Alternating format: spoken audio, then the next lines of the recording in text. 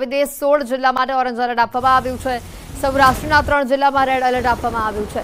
ગીર સોમનાથ, અમરેલી, ભાવનગર માટે red alert આપવામાં આવ્યું છે, તો દક્ષિણના 5 જિલ્લામાં પણ રેડ એલર્ટ આપવામાં આવ્યું છે। સુરત, તાપી, ડાંગમાં રેડ એલર્ટ આપવામાં આવ્યું છે, તો નવસારી અને વલસાડમાં પણ રેડ એલર્ટ આપવામાં આવ્યું છે। ગીર સોમનાથ, અમરેલી, ભાવનગરમાં રેડ એલર્ટ, ખાસ કરીને સૌરાષ્ટ્ર દક્ષિણ ગુજરાતનો એક મોટો ભાગ કે જ્યાં આજે 4 વાગ્યા સુધીમાં રેડ એલર્ટ છે। વધુ વરસાદ ત્યાં જોવા મળી શકે છે।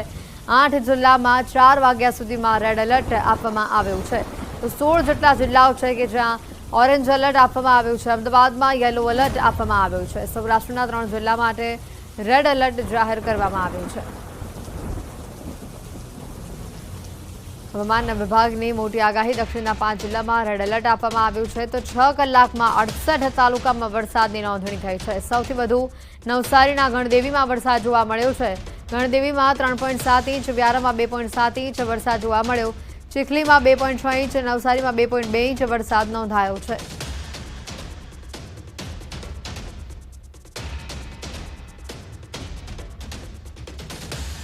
રાજ્યમાં 6 કલાકમાં 68 તાલુકામાં વરસાદની નોંધણી થઈ છે। સૌથી વધુ નવસારીના ગણદેવી તાલુકામાં વરસાદ જોવા મળી રહ્યો છે। ગણદેવીમાં 3.7 ઇંચ જેટલો વરસાદ જોવા મળ્યો। ચીખલીમાં 2.6 ઇંચ, નવસારીમાં 2.2 ઇંચ જેટલો વરસાદ જોવા મળ્યો। રાજ્યમાં 6 કલાકમાં કુલ 68 તાલુકામાં વરસાદની નોંધણી થઈ છે। નવસારીના ગણદેવીમાં સૌથી વધુ વરસાદ જોવા મળ્યો। ખેતરોમાં પાણી ભરાયેલી આ તસવીરો સામે આવી। હવામાન વિભાગની આગાહી સામે આવી છે। આગામી 5 દિવસ વરસાદને લઈને આગાહી આપવામાં આવી છે।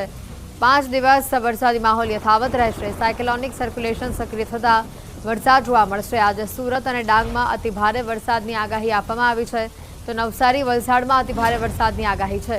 દમણ, દાદરાનગર હવેલીમાં અતિ ભારે વરસાદની આગાહી આપવામાં આવી છે। નર્મદા, ભરૂચ, આણંદમાં ભારે વરસાદની આગાહી છે। અમદાવાદ, બનાસકાંઠામાં ભારે વરસાદની આગાહી આપવામાં આવી છે, તો સાબરકાંઠા, મહેસાણામાં ભારે વરસાદની આગાહી છે। ભાવનગર, ગીર સોમનાથમાં ભારે વરસાદની આગાહી આપવામાં આવી છે। દીવ, જૂનાગઢ, બોટાદમાં ભારે વરસાદની આગાહી આપવામાં આવી છે।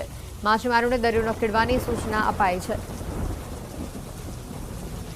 अगले 7 दिन का जो फोरकास्ट है, इसमें गुजरात रीजन में वाइड स्प्रेड 2 दिन के लिए, उसके अगले 3 दिन में आपका फेयरली वाइड स्प्रेड, उसके अगले 4 दिन वाइड स्प्रेड, और सौराष्ट्र कच्छ के लिए आपका 2 दिन फेयरली वाइड स्प्रेड एंड अगले दिन उसके अगले दिन स्केटर्ड, उसके अगले 3 दिन फेयरली वाइड स्प्रेड। और heavy to very heavy rainfall का जो चेतावनी है, उसमें D1 में हम गुजरात रीजन के लिए हेवी टू वेरी हेवी दे रहे हैं आइसोलेटेड प्लेसेस में। उसके अगले 3 दिन हम हेवी रेनफॉल दे रहे हैं एंड डे 5 में आपका heavy to very heavy isolated places में हम दे रहे हैं।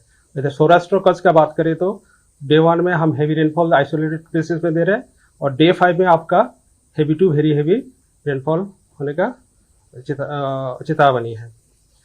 अभी जो डिस्ट्रिक्ट आपका वेरी हेवी रेनफॉल में आ रहा है गुजरात रीजन में, वो है सूरत, डांग, नवसारी, वलसाड, तापी, दमनगंगा, दादरा नगर हवेली। एंड जो हेवी में आ रहा है नर्मदा, बहरोज, आनंद, अहमदाबाद, बनासकांठा, साबरकांठा, महेसाणा।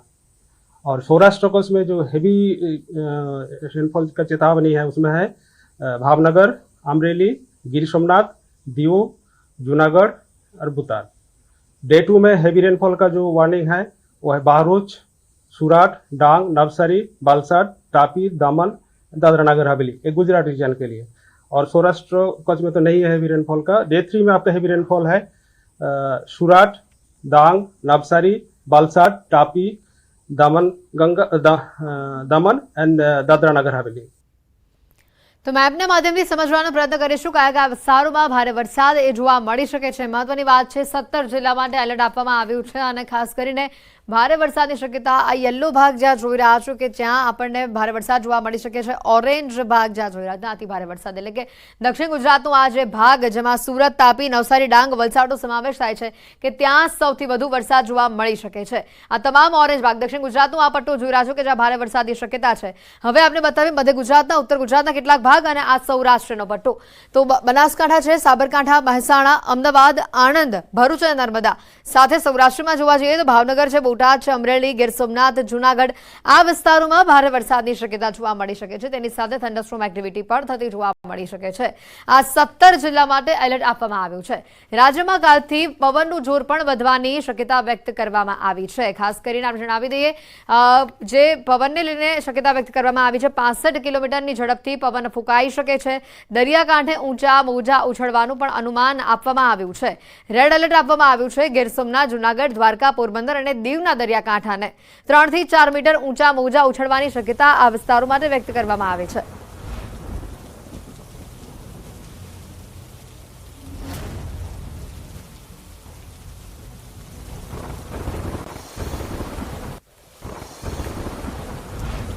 વિરામ બાદ રાજ્યના અનેક વિસ્તારોમાં વરસાદ જોવા મળી રહ્યો છે. વહેલી સવારથી જ અનેક વિસ્તારોમાં વરસાદી માહોલ જોવા મળી રહ્યો છે.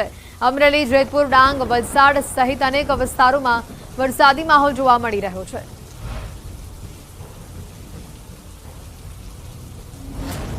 વિરામ બાદ ફરી એકવાર રાજ્યમાં વરસાદી માહોલ જામેલો જોવા મળી રહ્યો છે. અનેક વિસ્તારોમાં રાજ્યના અનેક જિલ્લાઓમાં આજે ભારે વરસાદ જોવા મળી રહ્યો છે. અમરેલી, જેતપુર, ડાંગ, વલસાડ સહિત આસપાસના વિસ્તારો છે ત્યાં સૌથી વધુ વરસાદ જોવા મળી રહ્યો છે. વરસાદને લઈને હવામાન વિભાગે પણ આગાહી આપી છે. આજે 17 જિલ્લાઓ માટે એલર્ટના સમાચાર છે. ત્યારે વિરામ બાદ ફરી એકવાર રાજ્યમાં મેઘરાજાની પધરામણી. વિરામ બાદ ફરી એકવાર રાજ્યમાં વરસાદી માહોલ જામેલો જોવા મળી રહ્યો છે. આ વરસાદથી ધરતીપુત્રોમાં આનંદનો માહોલ જોવા મળી રહ્યો છે. વાતાવરણમાં પણ ઠંડક પ્રસરેલી જોવા મળી રહી છે. તો સાથે જ કેટલાક વિસ્તારોમાં થંડરસ્ટોર્મ એક્ટિવિટી પણ જોવા મળી રહી છે. સમગ્ર રાજ્યમાં વરસાદી માહોલ જામ્યો છે. અલગ અલગ તસવીરો આપણે બતાવી રહ્યા છે.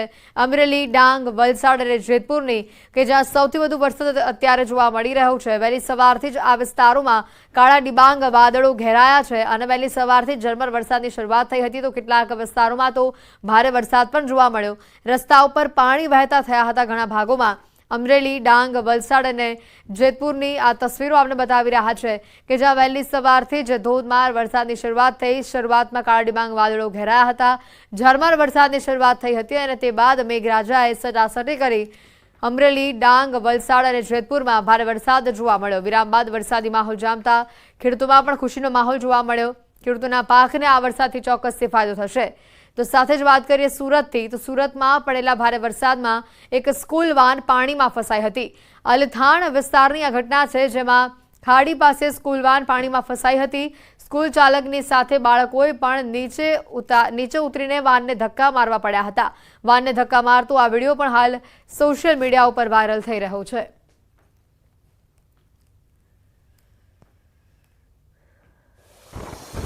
વાત કરીશું અમરેલીની, તો જિલ્લામાં વરસાદી માહોલ જોવા મળી રહ્યો છે. શહેરમાં મેઘરાજાની સટાસટી જોવા મળી રહી છે. સવારથી જ અસહ્ય બફારા બાદ વરસાદનું આગમન થયું છે. અમરેલી શહેર અને આસપાસના વિસ્તારોમાં ધોધમાર વરસાદ જોવા મળી રહ્યો છે.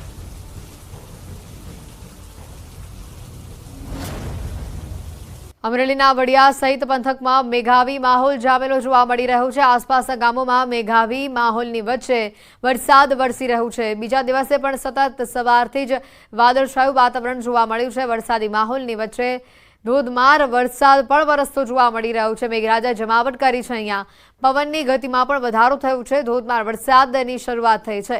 બીજા દિવસે પણ સવારથી જ વરસાદી માહોલ જામતા ખેડૂતોમાં પણ ખુશીનો માહોલ જોવા મળ્યો. આ તરફ વાત કરીએ ઉપલેટાના ગ્રામ્ય પંથકની કે જ્યાં મોજીરા, ગઢાળા, ખાકી જાળિયા સહિતના ગામોમાં ગઈકાલે પડેલા ભારે વરસાદના કારણે મોજ નદીમાં પુષ્કળ પ્રમાણમાં પાણીની આવક થવા પામી છે. ઉપલેટામાં વરસાદના કારણે ગઢાળા ગામ પાસે આવેલા મોજ નદીના કોઝવેના પાઇપના દરવાજા ખોલવામાં આવ્યા છે. ચેકડેમોમાં પાણીનો પ્રવાહ જોવા મળી રહ્યો છે. ડાંગ જિલ્લામાં પણ ફરી એકવાર વરસાદી માહોલ જોવા મળી રહ્યો છે. જિલ્લામાં સાર્વત્રિક વરસાદથી ખેડૂતોમાં ખુશીનો માહોલ છવાયેલો જોવા મળી રહ્યો છે. ભારે ગરમીને બફારા બાદ વરસાદ વરસતા વાતાવરણમાં ઠંડક પ્રસરેલી જોવા મળી રહી છે. જિલ્લાના તમામ તાલુકામાં વરસાદી માહોલ હાલ યથાવત જોવા મળી રહ્યો છે.